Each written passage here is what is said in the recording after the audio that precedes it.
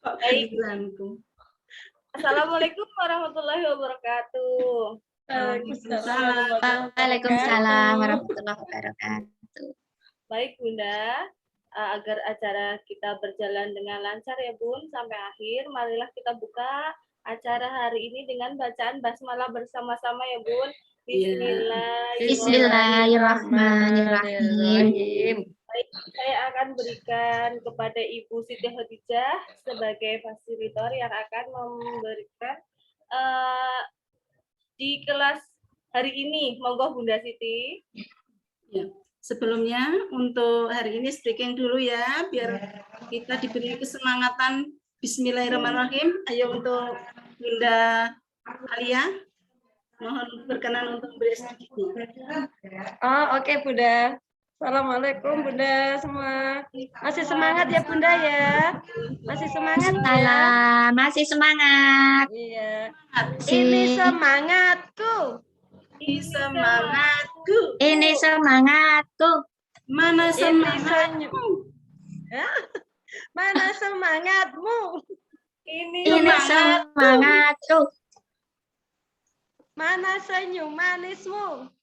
Ini senyum manisku. Ya. Apalagi Bunda ya? Gini aja ya Bunda ya. Tadi kelihatannya tadi sudah ya. Ya, mungkin untuk speaking itu ya Bunda ya. Ya. Iya, terima kasih. Terima kasih untuk Bunda Laila. Terus di sini teman-teman sebelumnya, Assalamualaikum warahmatullahi wabarakatuh.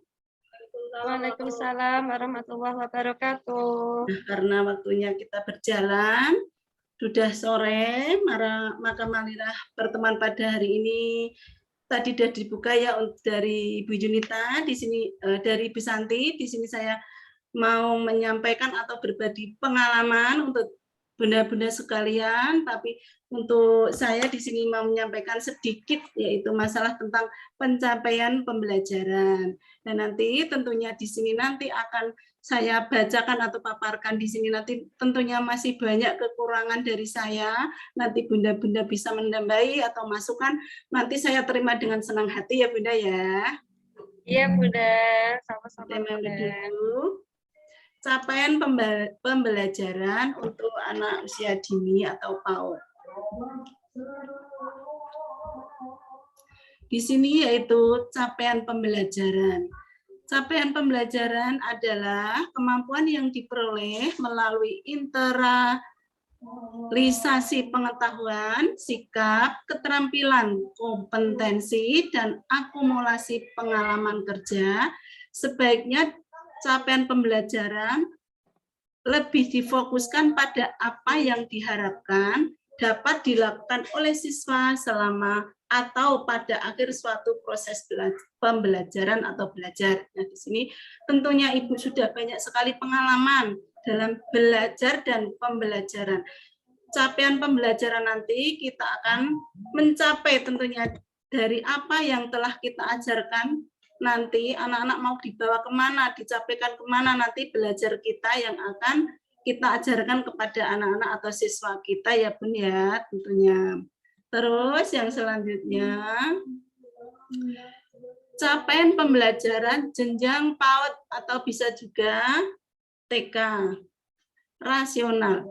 Penyusunan capaian pembelajaran di pendidikan anak usia dini dapat dimaknai sebagai sebuah tanggapan terhadap adanya kebutuhan untuk menguatkan peran PAUD sebagai fondasi jenjang pendidikan dasar.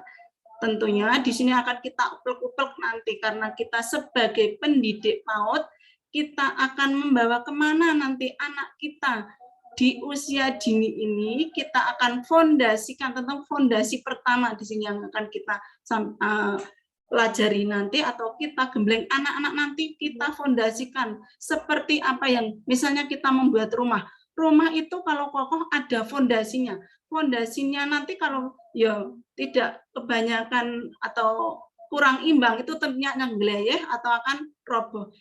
Dan di sini tentunya pendidikan juga di PAUD ini. Kita fondasi semaksimal mungkin anak kita, anak didik kita nanti biar kokoh nantinya sampai besar atau jenjang berikutnya. Terus capaian pembelajaran mampu memberikan kerangka pembelajaran yang memadu pendidik di satuan pendidikan dalam memberikan stimulasi pada anak didik. Ya.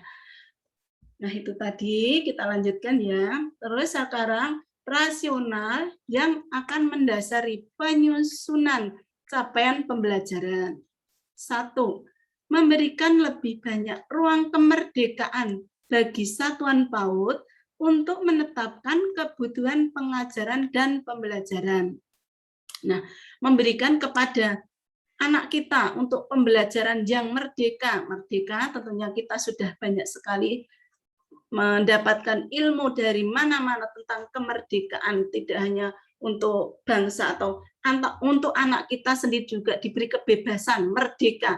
Gimana merdeka itu? Tentunya tidak diberi kebebasan yang gimana, tapi untuk merdeka dalam alias pendidikan tidak dikengkang atau tidak merdeka itu aslinya untuk dikemanakan anak, dibebaskan untuk memikir sendiri boleh, nanti baru kita untuk belajar sendiri, untuk memberi kegiatannya kita biarkan dulu gimana merdekanya anak, nanti baru kita luruskan seperti itu Ibu.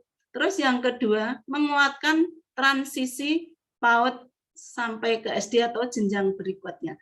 Menguatkan transisi PAUD itu yang dimaksud adalah untuk kita tanamkan yang seperti di depan tadi, kita sangoni, kita beri penguatan anak itu dari PAUD tadi untuk biar nanti di jenjang SD atau SMP dan seterusnya nanti bisa kokoh seperti apa yang kita harapkan tadi.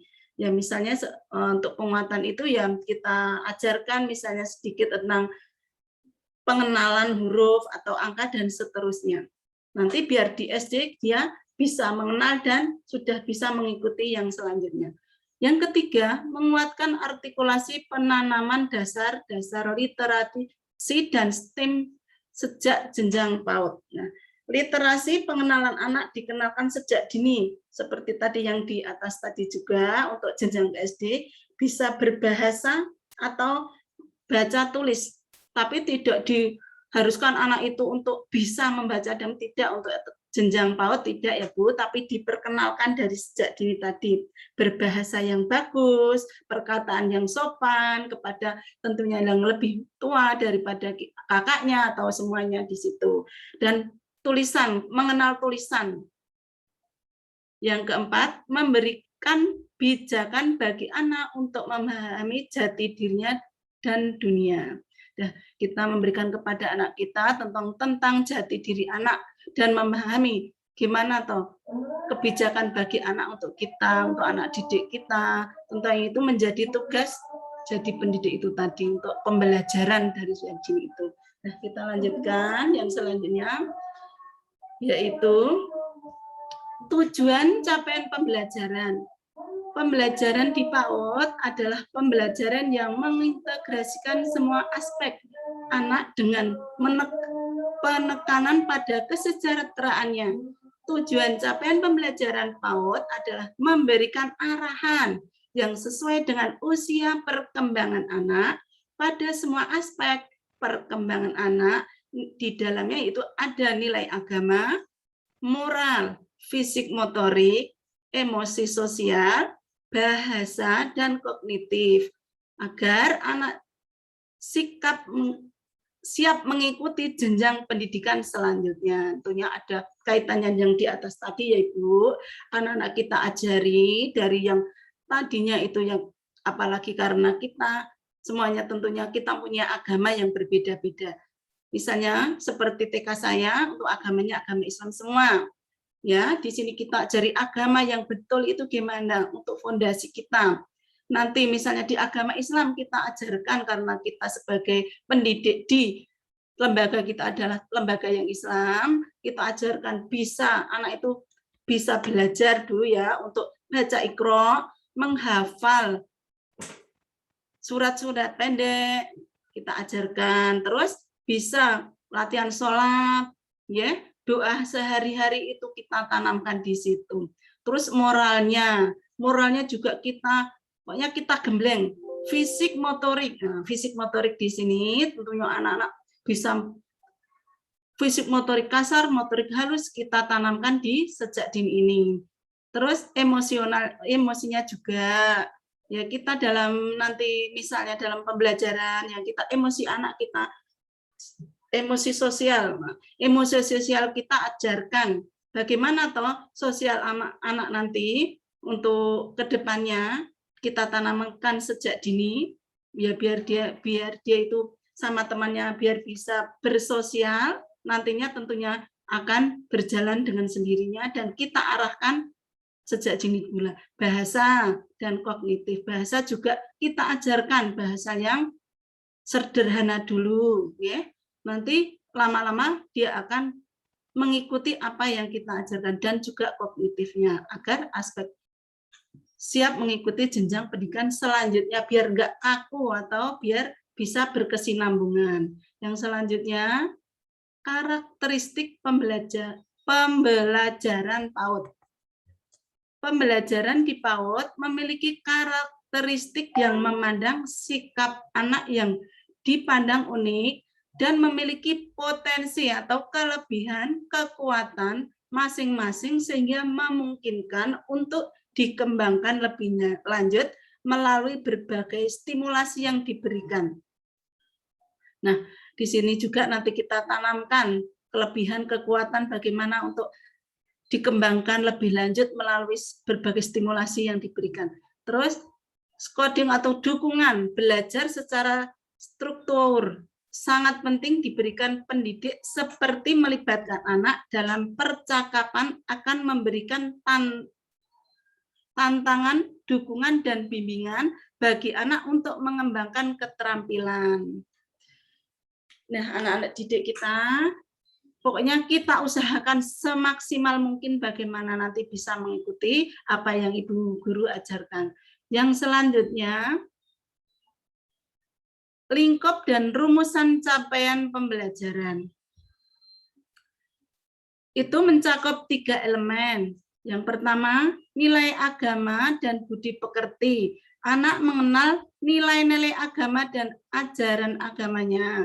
Anak mengenal beragaman dan menunjukkan sikap menghargai agama dan kepercayaan orang lain. Nah, di sini tadi di atas sudah dibahas, yaitu tentang mengenal nilai-nilai agama dan ajaran agama, seperti misalnya agama Islam yang seperti di atas tadi saya utarakan. Jati diri, anak diharapkan memiliki sikap positif dan berpartisipasi aktif kebersihan, kesehatan, keselamatan diri. Nah, tentunya di sini juga tidak lupa atau tidak boleh ketinggalan kebersihan dan kesehatan kita jaga. Apalagi pada masa pandemi seperti ini, kita tidak bosan-bosannya untuk mengingatkan anak didik kita, ya, untuk tentang kebersihan, kesehatan, dan juga keselamatan. Misalnya untuk seperti saat ini karena lagi pandemi kita jaga kebersihan, bagaimana caranya, ya itu ada cuci tangan yang benar, terus memakai masker tentunya, dan jaga jarak itu tentunya kita jaga karena masa seperti ini benar-benar kita jaga kesehatannya supaya anak nanti ke depannya bisa belajar apa yang atau bisa bertatap muka, ya Ibu. Tentunya di sini kita selalu berdoa semoga anak-anak kita nanti bisa lanjut tatap muka karena sudah kangennya sama anak-anak kita dan Bu Guru tentunya. Yang selanjutnya literasi dan STEM. Anak menunjukkan kemampuan mengenali dan memahami berbagai informasi secara lisan atau tulisan. Nah, di sini literasi, yaitu yang tadi seperti tadi untuk literasi anak dikenalkan sejak dini, yang namanya belajar atau berbahasa yang benar. Secara lisan, lisan itu maksudnya kita ajari anak kita bagaimana toh anak itu harus berbicara dengan orang yang lebih tua, dengan teman sebaya, dengan orang yang lebih dekat dia itu tentunya lisannya kita jaga, anaknya kita bimbing. Gimana nanti biar anak itu bisa duwe tepo seliro kalau orang Jawa gitu, dan tentunya dan tulisan kalau di sini untuk anak PAUD itu kita perkenalkan dulu ya Bu, untuk yang jelas kita bahasanya dulu. Untuk tulisan kita dikenalkan dulu ya. Nah, barangkali itu yang bisa saya sampaikan. Terus di sini tentunya saya banyak sekali kekurangan dari pengertian saya, tentunya bunda-bunda yang bisa mengikuti hari ini, tentunya masih banyak sekali ilmunya daripada saya ya Bun, maka kita bisa memasuki sesi diskusi atau sharing. Yang jelas di sini saya topiknya sharing ya. Kalau sharing tentunya saya senang sekali karena saya ya karena usia barangkali ya Bun, saya sangat pokoknya nggak seperti yang bunda-bunda lainnya. Saya di sini mari kita buka dengan diskusi atau sharing, atau barangkali ada yang bertanya nanti seandainya tidak puas dengan jawaban saya nanti bisa dilanjutkan atau dijawab untuk yang bunda-bunda yang lain. Monggo dipersilahkan.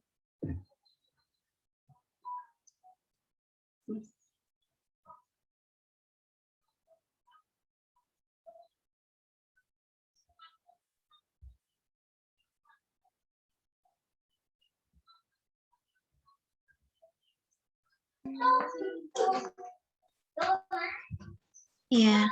Bunda? Mohon izin Bunda. Ya. Bunda Siti. Bunda Junita. Mohon maaf. Ya. Ini sepertinya anggota kita agak Santi berkurang kemana? ya Bun. Iya.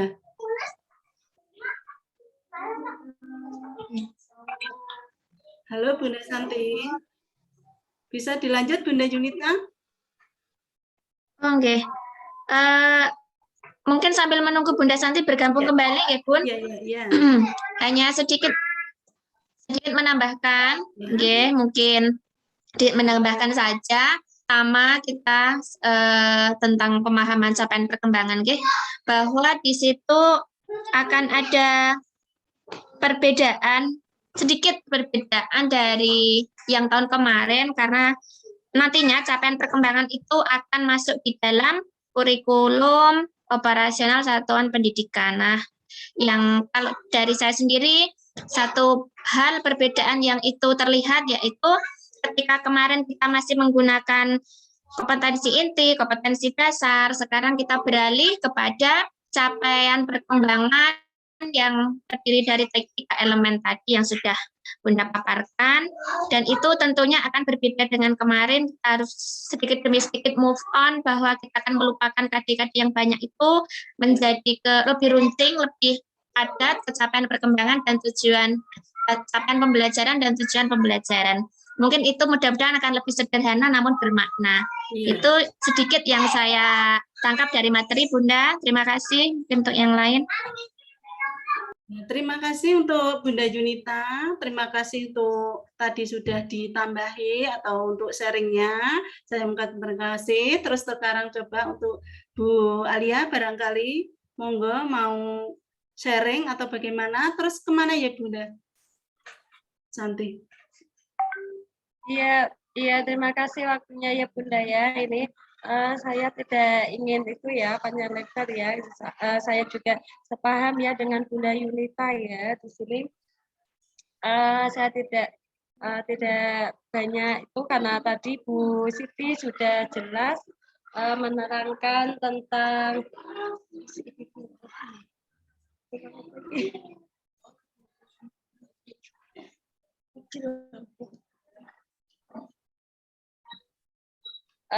tentang apa tujuan capaian pembelajaran ya. Iya. Materinya enggak sampai ya, Bunda? Iya, Bunda. Iya, monggo Bunda Santi. Bunda Junita, monggo. Gimana dengan Bunda Alia? Mau dibacakan saja mungkin Bu April? Iya, Bunda. Oke.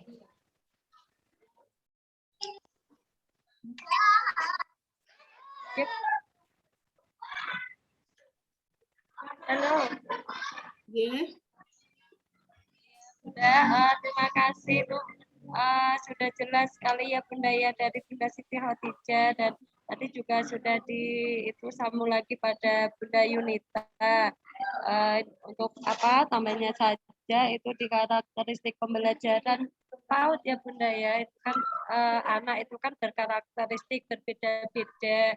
Terus yang saya ingin perkembangan itu bagaimana kita